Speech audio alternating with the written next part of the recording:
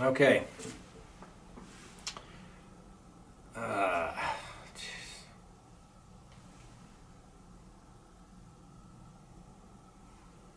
Okay. Let's see if we're back here. I think we're back.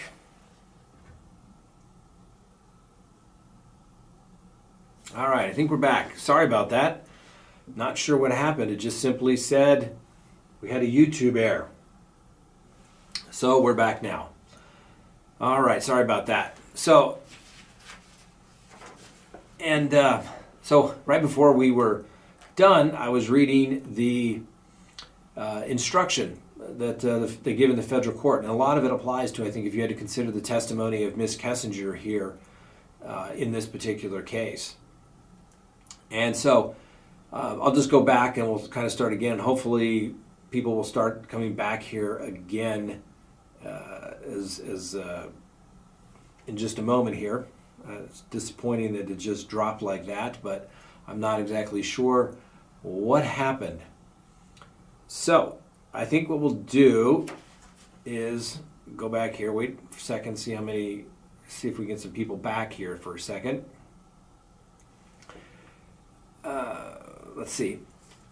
All right, so we got a few more people back. I apologize for that. I'm not sure what happened. It just simply said that we had a YouTube error and I had to basically reconnect. So that's disappointing that happened. I apologize. I wish we figure out all this technical stuff one of these days. Anyway, if you like the channel, please subscribe, leave a comment. I appreciate it. I really, really do. I'm so happy that there's been success as it relates to this channel. And like I said, we try to give you facts. And if it's a fact, let's call it a fact. And if you don't like it just because it's a fact, well, you can't ignore facts, okay? Unless you come up with another fact that completely does away with those facts, okay? But that's just the way it is. And if it's my opinion, then I'm going to tell you if it's my opinion. If it's speculation, I'm going to tell you that it's speculation, okay? I'm not going to make stuff up. If I don't know the answer, I'll tell you what I think it is, but I'll qualify that, okay? And if I'm giving it from a perspective as, hey, I'm an everyday citizen, or if I'm giving it from the perspective of, hey, this is what a DA should do, I'm going to do that. Or if I'm giving you it from the perspective of, hey, this is what I would do as a criminal defense attorney, okay? I think it's very important that you tell people where you sit before you tell them where you stand, okay? Has a lot to do kind of with this, similar to what this instruction that I'm reading to you all. All right? So let me try this one more time, and hopefully we can do this without getting through it. It says, this is the jury instruction, federal court, all right? It says, I remind you that it is your job to decide whether the government has proven the guilt of the defendant beyond a reasonable doubt. In doing so, you must consider all of the evidence. This does not mean, however, that you must accept all of the evidence as true and accurate. You are the sole judges of the credibility or believability of each witness and the weight to be given to the witness's testimony. An important part of your job will be making judgments about the testimony of the witnesses who testified in this case. You should think about the testimony of each witness you have heard and decide whether you believe all or any part of what each witness had to say, and how important that testimony was. In making the decision, I suggest that you ask yourself a few questions. Did the witness impress you as honest? Did the witness have any particular reason not to tell the truth? Did the witness have any personal interest in the outcome of the case? Did the witness have any relationship with either the government or the defense? Did the witness seem to have a good memory? Did the witness clearly see or hear the things about which he or she testified? Did the witness have an opportunity and ability to understand the questions clearly and answer them directly? Did the witness testimony differ from the testimony of other witnesses? When weighing the conflicting testimony, you should consider whether the discrepancy has to do with a material fact or with an unimportant detail. And you should keep in mind that innocent mixed recollections, like failure of recollection, is not uncommon. The testimony of the defendant should be weighed and his credibility evaluated in the same way as that of any other witness, assuming he testified. The defendant did not testify, and I remind you that you cannot consider his decision not to testify as evidence of his guilt. I want you to clearly understand, please, that the Constitution of the United States grants to a defendant the right to remain silent. That means the right not to testify or call any witnesses. That is a constitutional right in this country. It is very carefully guarded, and you should understand that in reaching a conclusion at a particular point, or ultimately reaching a verdict in this case, do not make any decision simply because there were more witnesses on one side or the other. Okay? So, that is the 10th Circuit instruction, but it's just a little more detailed than the state one, but that's the way it is everywhere. So, going back, whether you're thinking about whether it's Watt's statement, because if that matter had gone to trial, his statement to the police would come in. My wife killed the children, I had to kill them. Okay, think about that. Ms. Kessinger, think about all the things that they talked about here. Did the witness have any particular reason not to tell the truth? Maybe. What do you think? Did the witness have a personal interest in the outcome of this case? Let's see. Maybe one potentially is trying to not get charged themselves, not to do anything to look like they were a complicit or an accessory in any way. Think about that. Those are the kind of things. Did the witness have any relationship with either the government or the defense? Did the witness seem to have a good memory? You tell me. Okay? Did the witness clearly see or hear the things about which he or she testified? I don't know. There's lots of speculation out there if somebody was in that house later on. Okay? We have the discovery, but some of the text messages, clearly these people were in contact, all right? And so it's very, very interesting to see. And, there's some videos floating around. We have some of the videos that we were able to download until they took the link down. And I've personally spoken with the district attorney up there. They're getting it, but they're processing the request for all the videos, okay? Because I want everything out there so we can take a look at it, because I believe that there should be open transparency as it relates to these type of cases. Most of these cases nobody ever cares about, but you could go down and do a FOIA request at the end of the case and say, I want to see everything. And I think it's important for that. And I think people need to see that, of how these cases function, how they operate, how the police go about investigating, interrogating. Was it good police work? Was it shoddy police work? Was it, did they get lucky, or was it they really knew what they were doing? So, that's simply the way it is. So, like I said, we're talking about Kessinger, but now let's just talk about in general, whether you think about Mr. Watts, or you think about, is it a Jeffrey Dahmer?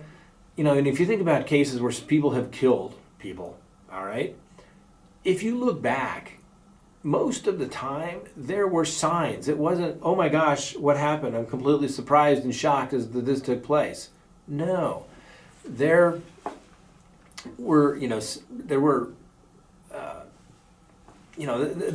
signs. I remember the case of Jeffrey Dahmer, who liked to chop people up and put them in the fridge and eat them and all those kinds of things, and obviously was killed himself in prison. It makes you wonder, okay, why did somebody not say anything? But then you got cases like the Watts case, okay, and for the most part, people are like, oh, we had no idea. We had no idea. He just killed his wife, kids, and unborn child. It must have been because he really wanted to be with this woman. He wanted to have a restart. Okay? And this guy hasn't even told anything. The only thing that anyone knows why he did what he did is obviously Mr. Watts. I don't even think his family knows. Maybe his attorneys know. Maybe. It makes you wonder. Okay? What makes somebody do that? Was the pressure that tough? No. If the pressure was that tough, he probably would have killed himself, right? But to go kill the other people and think I'm going to get away with it? It was the dumbest executed, worst planned out homicide I think I've ever seen, other than maybe a drive-by shooting where somebody just randomly gets killed. It is crazy. And why would they think they could get away with it? Really? Did he really think he's going to be able to lie and get away with it? Her friends were at the door, within hours saying, where is she? She missed her appointment. It is simply crazy. But I wonder, looking back, people that know him, was there something there that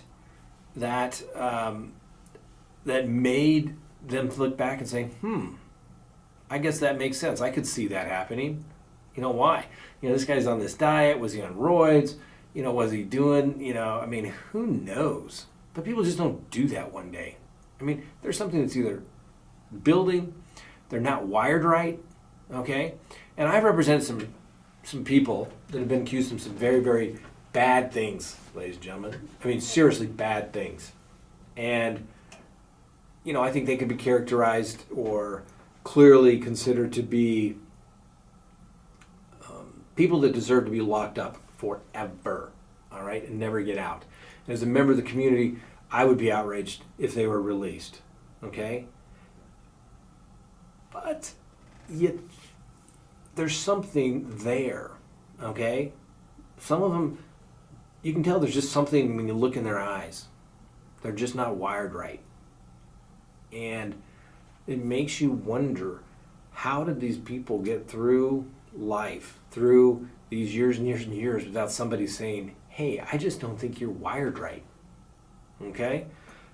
We need to watch this one, okay? Maybe in today's world you can't do that, you know? You make somebody feel bad. But, you know, sometimes, and I'm not saying it's right, but, you know, the dirty little secret is sometimes that profiling works. It works, okay? If I were to, you know, go talk with somebody and, you know, see somebody, I could probably tell, yep, saw that coming. That's just weird. You know, Kathleen Popa, Chris, he's not wired right. Agree. Abelius, I'm sorry, and I hope I'm pronouncing this, Abelius. Do you ever refuse a client?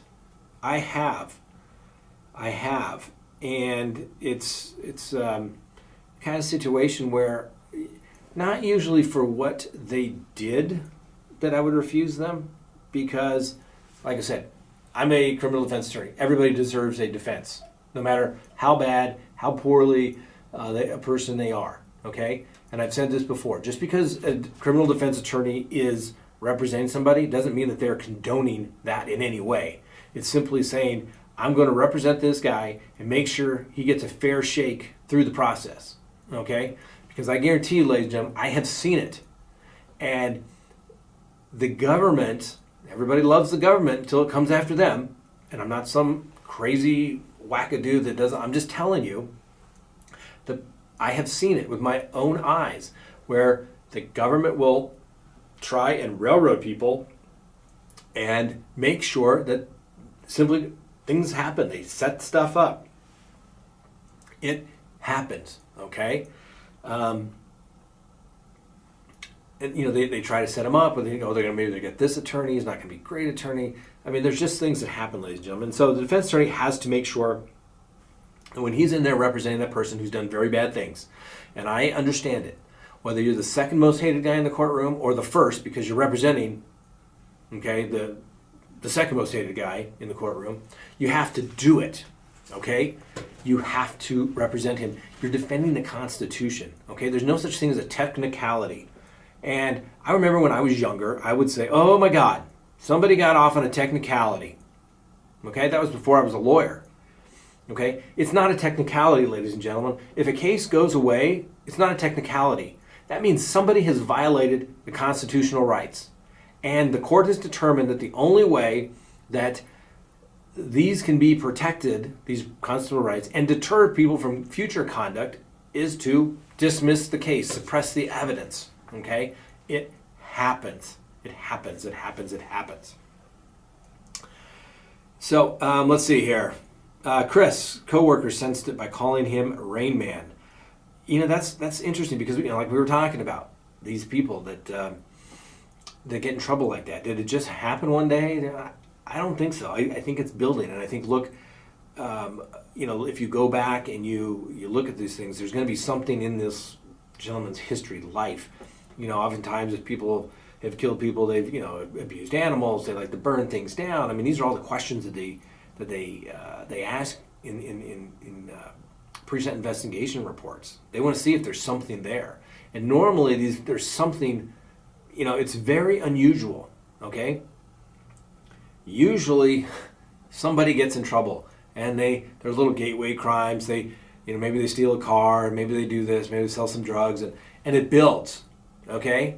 The only cases where I can simply say where, you know, sometimes they kill people, but it's usually, you know, kind of reason, but the ones where people do really, really bad things to somebody, okay? Not just because they're robbing somebody, but they can get away with it, but where they do really weird, bad stuff, and they have no criminal history. Only case I can ever think of that is like sex assault on children. And those are some of the worst cases around, okay? But there's something there where what makes people do it. But once again, I think if you look back and you go back far enough, you can find something, there's something there. You can do it. I don't think one day people just happen to do it. There's some buildings, just you have to look in the right places. Okay? Let's see here. Chris should have gone to trial. We would at least know the truth. MRC, I'm not sure how to pronounce that. I think we're going to get to know the truth about as much as we're ever going to get. Short of this guy doing some sort of video interview, with the news or radio, anything along those lines, I doubt that we're going to get any more information. Frankly, you have to take it as the truth. He pled guilty to, these murders. That's the truth. And I've always said, between the start of the case or when it ends, the truth or a very close version of it is going to come out. So at this point, I think we have to consider what we have, what we've seen, and obviously he pled guilty to it. So that's simply the way it is. Aaron M. My gut is screaming that he's protecting NK by pleading out. Not an improbable theory at all. Okay? This guy was so infatuated with Miss Kessler, from what we can tell, right? Am I making this up? I don't think so. Whether it started, a couple of months before all this happens, or a year, or whatever, something, he was infatuated. But think about it, ladies and gentlemen. Do you think this guy kept that many secrets? Or do you think that he maybe told somebody, like his girlfriend, his mistress, at least hinted towards it? Was this, was it put into his head? Did they talk about it? Wow, if we just went away, I'd really like a fresh start with you. If you didn't have those kids, wow, that would just, think about it. Who knows? Who knows? The question only becomes is, are they going to continue to investigate? I don't know. I think, one could make a case, but they have to be able to prove it. But it's hard to, prove when you don't have all the text messages. It's one thing to be able to show you have the text messages back and forth through the phone data. It's another thing to actually have the text messages there. And I haven't seen anything in there specifically a smoking gun. And without a smoking gun, I don't think she's ever going to have to worry about anything. I did think it was curious, her choice of lawyers. She hired a defamation attorney, one that hires for defamation, slanderous type of cases. And so obviously, we're trying to keep it on the facts here. Not say anything that's going to get anybody sued, but I think it, probably would have done herself better with going with a criminal defense attorney. Everybody knows Mr. Watts should have had a criminal defense attorney, but hey, he's not the sharpest tool in the shed. Obviously, if you've watched that interview, my God, did he actually think anyone was going to do it? It was almost embarrassing. You wanted him to just stop. And those detectives, okay, there's a thing out there called the Reed method of interrogation. Most police officers, most detectives go through this. And, they had this guy. As soon as he walked in, I started watching that video. I was like, man, they got this guy. He is done. He's done.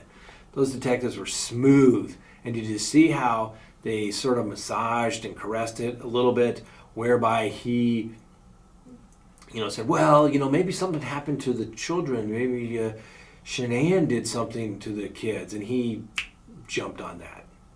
They kind of planned it. But what did they get him to do? It got him to admit that he had killed the children. Okay? That was it. That's all they needed. After that, they just go for it. When you read the affidavit for affidavit for arrest warrant, what do they have there? They have that he confessed. It says that, Shanann killed the other kids. They didn't believe that for a second, but they had to put that in the affidavit for arrest warrant because they have to put in there the good facts and the bad facts for them. They have to do that. Otherwise, it could potentially, be suppressed. But had he just denied, think about it. What evidence did they have at that point that he was the one that disposed of the bodies, other than he had gone to the same work site? Nothing. There's nothing visible from the video showing him backing his truck up, because he says he's putting tools in there. You can see the tools. I don't see any bodies or anything being loaded up in that truck, right? So he deserves what he gets. And, like I said, the fact that he did not, they chewed him up and spit him out. He did not have a chance. And had this guy, I don't care if he had called a first-year law student or whether he had hired an experienced criminal defense attorney, the first thing they would have done would be to say, shut your mouth, okay? If you consider him a suspect, which obviously they did, shut your mouth, okay? You're never going to do it. Why can't polygraphs tests be admissible? Lori wants to know. Because they are not accurate scientific pieces of machinery. It's not science. It's not something that can be recreated, okay? I've mentioned this in, I think, some of the responses to questions on the in the comment section. A polygraph test is nothing but a tool of interrogation, okay? He knew the questions. You can the polygrapher will tell you what the questions are going to be. He'll also tell you, I need you to lie on one of the questions, like, what is your name? Is today December 9th? No, it's not, because they want to see where that is, and it's there simply as a stressor, okay? So they can kind of establish a baseline. But that's it. And if you saw, the polygraph doesn't take that long. It's the interview afterwards. And the pre-interview, my gosh, I've never seen a pre-interview that long, where he starts off, where he went to school, what he did in college, high school, when he met, blah, blah, blah, blah, blah. All the police wanted to do was to get him talking. Okay? They want to make him feel comfortable, whether it's Mr. Watts or whether it's any defendant. They want him to feel comfortable. They want him to open up to them, to let them know, hey, you can trust me. Nothing's bad, and you're going to feel so much better if you tell us the truth. Okay? But polygraphs are junk. Okay? I have had clients that have told me they've done it and can pass a polygraph, not only through a private polygrapher, but through one administered by the police department or the sheriff's department.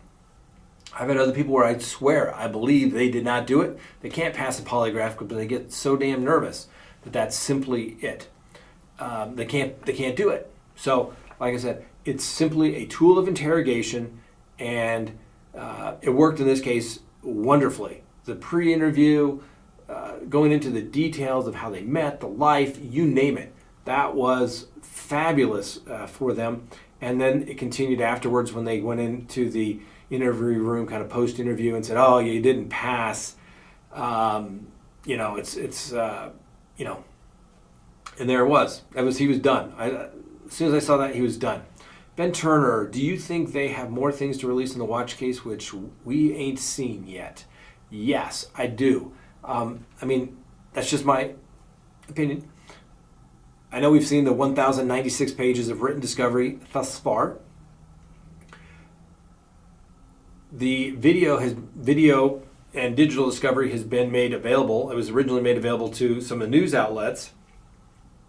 We put in our requests for that, but for some reason, one of the news agencies put up the link that they had, and everybody did, and then it crashed the system, and then nobody could get it, and there's been bits and pieces released.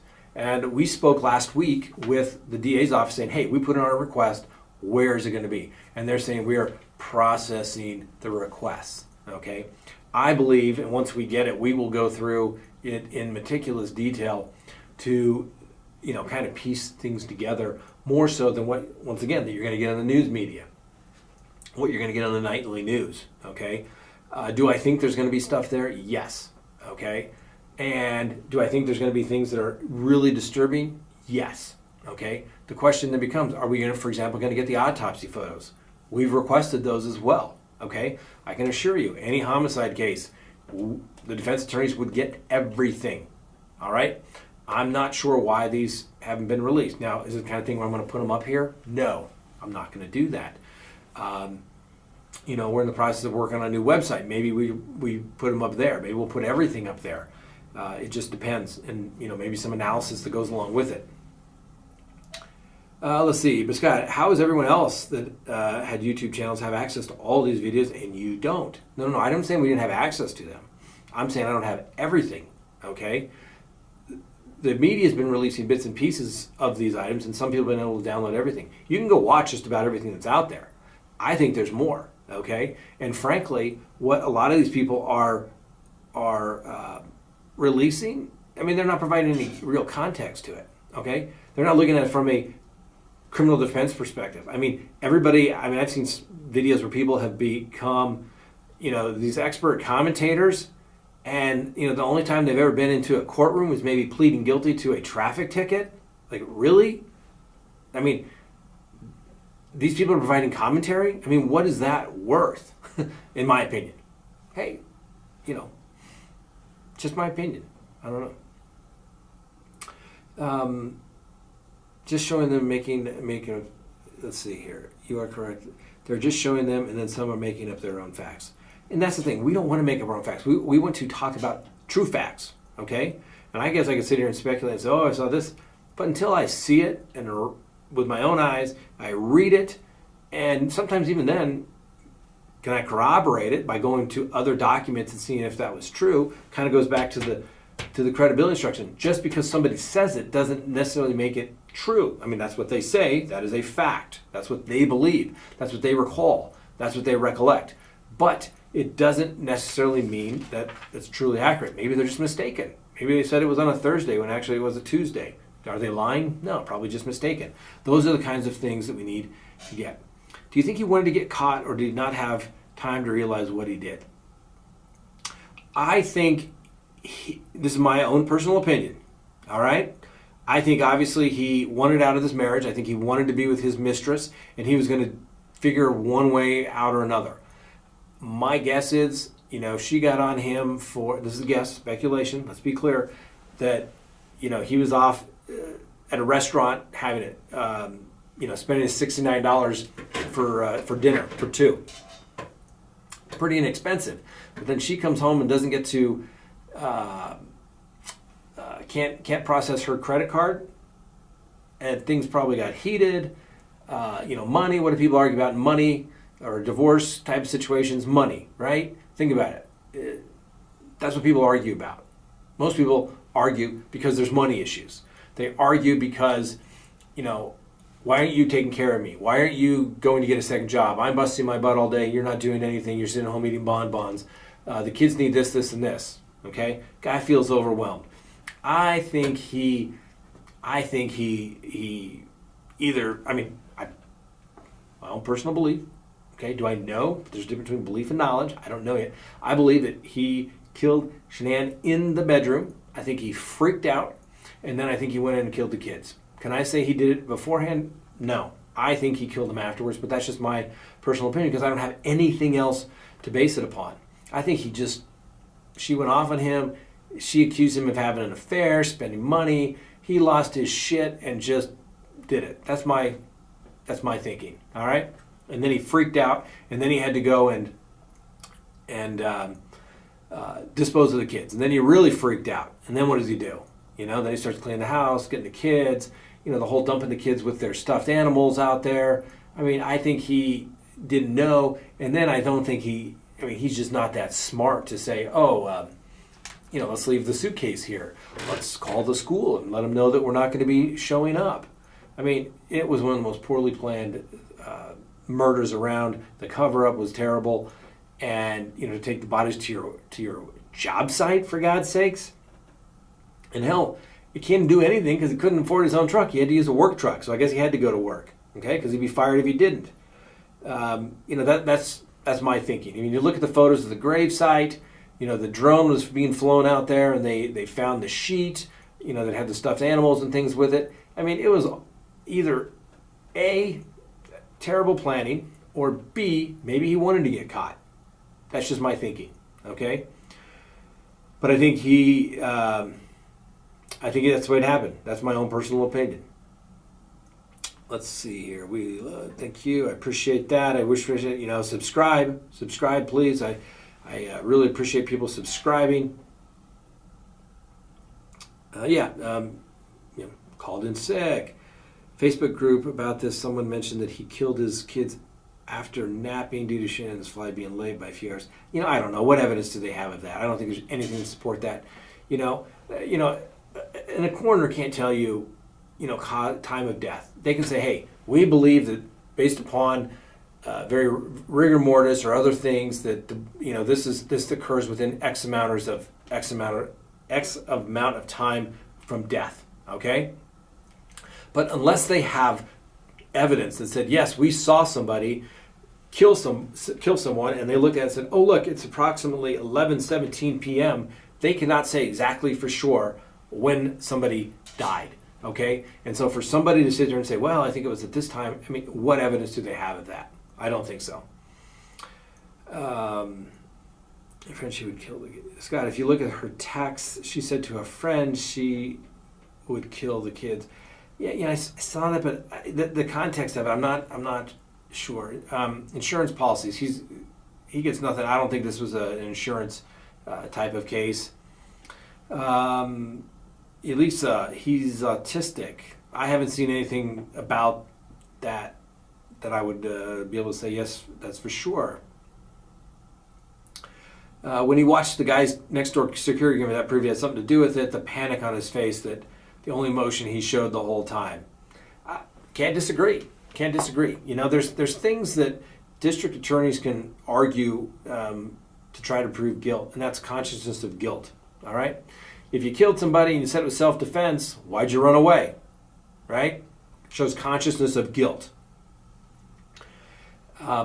No reaction, no remorse. Your kids are missing. You're not asking, hey, what should we do? Can we go after somebody? What can we do to help find her? Find the kids. It's just simple. He was doing everything wrong. This guy was so bad. He was so bad. He wasn't even good. It was so bad.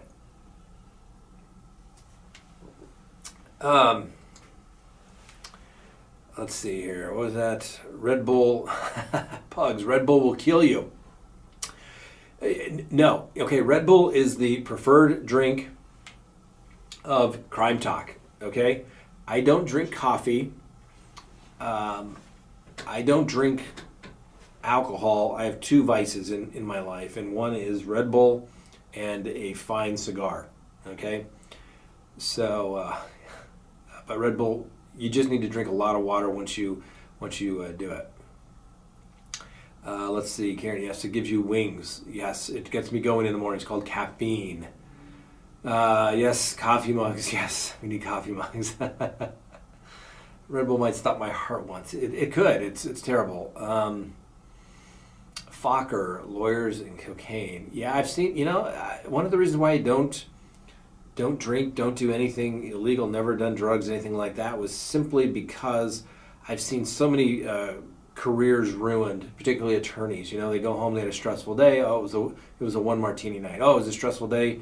It's a 3 martini night. Suddenly the norm becomes a 3 martini night. I just don't do it. In a stressful job like this, you just have to come up with other ways that hopefully won't,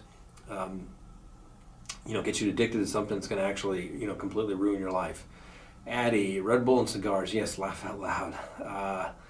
Someone here, I love the smell of cigars. Yes, I do. There's nothing better than the smell of a fine cigar. Oftentimes, it's funny, if I go for a walk near my house, some people say, oh, that cigar smells fabulous. It reminds me of my grandfather. And other people, are 6 feet away saying, oh my God, it's going to kill you. And, they're coughing and hacking and, things like that. Somehow I'm poisoning them with my cigar secondhand smoke. So, let's see, Fokker 34, Thrive is a drug too. Yeah. Venus, I love the smell of cigars. Who doesn't love a good smell of cigar? When will your website be up? Hopefully within the next couple of weeks. I have a lady working on it. Originally, GoDaddy was working on it, and not trying to badmouth GoDaddy because I have, many things with them, but I've never been such dissatisfied with GoDaddy as it was on this particular website. I do something, I make a request, and it just simply didn't get done, and they send it off, and couldn't get anything done. Let's see here. My friend's husband killed her. The police caught him via cell phone records. Cell phones, ladies and gentlemen. Cell phones are, there's some really good case law from the Supreme Court. Okay? The Fourth Amendment was meant to keep people secure in their papers and their things. Okay? In fact, let's just read it so they're absolutely clear. All right? Happen to keep a copy of the Constitution nearby. You never know when you may need it. And particularly in my line of work, you want to make sure you get it correct. And so, the Fourth Amendment, all right? It says, the right of the people to be secure in their persons, houses, papers, and effects against unreasonable searches and seizures shall not be violated, and no warrants shall issue but upon probable cause, supported by oath or affirmation, and particularity, describing the place to be searched and the person or things to be seized. Okay? So, for a while, the police, what they were doing were they were arresting someone, and they would take the cell phone and they would go through it. Okay? And the police would then go through it and look for things of incriminating nature. Okay? Well, that was a search.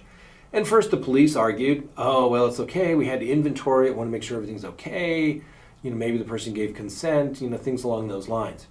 And over the years, the case law has developed and said, no, the police now have to get a warrant for your phone records. And I've actually won several cases recently where they've searched the phone and the police haven't read the case law. I mean, this is like over a year old now, where Supreme Court says you have to get a warrant. And you can't just say, hey, go search the phone and rummage around in there. That's a general warrant. That is prohibited under the Fourth Amendment. And the Supreme Court has also recognized that, our papers, way back in the day when they drafted the Constitution, were items you would keep in your house, your papers, your things you'd have in a safe box, something along those lines. So, there's more information here in your phone than you ever would have had back in the drafting days of the Constitution. And so the Supreme Court has recognized that this is your paper, okay? So you have to get a search warrant to go and look inside, to get your emails, your text messages, things along those lines. And now what the government says is, well, we don't need to go and get those. We can go ask the cell phone company and say, hey, just give us the cell phone records for this particular individual, because, we can't search his phone, but we can search your records and you're going to keep all those, okay? And the court's saying, yeah, not so much, because those are your papers. You're just not, you don't have them there, but it's your information, just being held by a third party. So it's really, really going to be interesting to see how that evolves. But I've won several of these because, think about what you keep in your cell phone, passwords, text messages. Maybe you don't want people to see. Maybe there's photographs in there people don't want others to see, okay? So that's, it's huge. Bonnie writes, how is it the CBI wasn't able to retrieve NK's deleted text? I find it hard to believe they wouldn't get a warrant. They didn't have to get a warrant. She gave consent. If you watch the video, she writes out, they ask her, is it okay if I do this? Can we get consent? She said, yeah, everything's good. Here it is. Oh, but I've deleted all that. Okay? And normally, when you have a text message, unless you save it, so for example, like in your iCloud or something along those lines, usually that text message is gone. But the messages will show what it'll just simply say that there was no text message. Once it's deleted, the message itself is gone. The cell phone carriers don't do that. So if the phone has been destroyed or been deleted, that can't be done. Now, can it be recovered? Yes, possibly. Okay, I'm going to court tomorrow afternoon on a hearing in a case where the government took a computer, went through it for 8 hours, and then gave it back and didn't save it for the defense to look at. Okay, and it's simply the best preservation of evidence type of thing. And if they had encased it, and that's a software that does encase it, basically makes a mirror image of that computer, we would be able to take a look at it and see what was deleted, what was scrubbed. How did they go about it? Okay, so those are the kinds of things that we can do with that. And so just because it's there on the computer doesn't necessarily mean you think it's there, like it's a deleted text message. But just because, like for example, on a computer, once you delete it, doesn't necessarily mean it's deleted. Okay, and we know in this case, they've searched, her searches. What was she searching? All those things remain in the computer. They can say, hey, today I'm going to go. How do I kill my wife and 2 kids and dump them in an oil refinery or tank battery? Those are kind of things that are interesting. Why are they looking at that? That remains. Can they get those searches from Google? Yes, they can. It's just simply the kind of thing that we have to, you have to collect it. Okay, there's a great quote. The thing about physical evidence, scientific evidence, computer evidence, things along those lines, it doesn't lie. It can't be, someone can't, it's not subject to suggestibility. It doesn't forget. Can't be persuaded. Can't pick sides. It simply is what it is. Okay, and that's why in today's world, the computers and cell phones and things like that is such good evidence. I mean, it can track you, the GPS, the amount of information in this little cell phone. I mean, it's amazing, ladies and gentlemen. Think about it. When the United States went to the moon back in '69, they didn't have this much computer capability at that time that we all have today. And the amount of information here, it's amazing. And the records that are kept from Google for business purposes, it's amazing, amazing, amazing, amazing. The things that you can find on that and what's can be seized and interpreted and locations. It's absolutely, it would be shocking to most people to actually see that. I think that's a good idea. We'll try to break down what can be seen on a computer dump where we actually have a mirror image. I mean, the amount of information, people, you wouldn't want anybody to know what you're doing. You would simply put it that you can't be followed, you can't do anything. And for God's sakes, and I'm not condoning this, nor am I saying if you're going to go commit a crime, we're not telling anyone to go commit crimes, but if you're going to do that, by God, don't take your cell phone, okay? I've had cases where literally they can track people talking, and the cell phone towers can literally track them. They literally get passed off from these cell phone towers, boom, boom, boom, and then the people meet, okay? And then only one comes back. The other one's dead, turned on fire. It's crazy. So yeah, it's crazy. Let's see here. Use DuckDuckGo instead of Google, folks, unless you're an idiot killer. Yes, there's that. The other one is also what did they have to search the dark web? People go into that Tor browser, VPNs, which doesn't show where your location is. It can tell you that you're in Asia. It's amazing the things that can do. And I hope I don't use the word amazing, but really it is. It's amazing the stuff that can go on in today's world, and most people don't really think about it until they hear about it. I think most people, I'm not saying everybody, but they're not exposed to it, so how would they know? Yeah, yes, Hillary had her phone's computer smashed. That is a technique, okay? Yes, unless it's saved in the cloud, once that's destroyed, you cannot get that information back. Once again, a reminder, if you like the channel, please subscribe. If you want to leave a comment, I appreciate that. Share the channel. We're going to come out with some content, and I'm going to wrap things up. I know it's getting late. It's getting late for me. I've got to get up early in the morning and go to court, but it's been one of those days where I spent most of it here at the office preparing. I have a homicide preliminary hearing on Friday and just going through everything again and making sure our investigation is getting done. It's things, this job never ends. It's probably one of the biggest, fallacies that everybody thinks that lawyers work 8 to 5. Not in my business. Some of the best times where I get things done are evenings and weekends because I'm interrupted, phone calls, you name it, everything throughout the day. So you never get anything done. So evenings and weekends are the most productive time. And like I said, I apologize. I wanted to get some content out to you all the other day. It simply didn't happen. Had a family emergency. I had to go. Fortunately, I've been blessed enough that I fly. I have a little plane, so I can go kind of when I need to. But even though I packed up my portable studio, it just didn't quite work out. So that was that. Now, but I say that, okay? One thing here. I have a video. I'm getting ready to put it up tonight once we get done. So please go and watch it. Please, please. And it's an interview with, in my opinion, an absolute legend here in Colorado. Okay? His name is Phil Cherner. He's an attorney. He's an amazing attorney. Probably one of the most ethical people you'll ever meet. He's the go-to guy.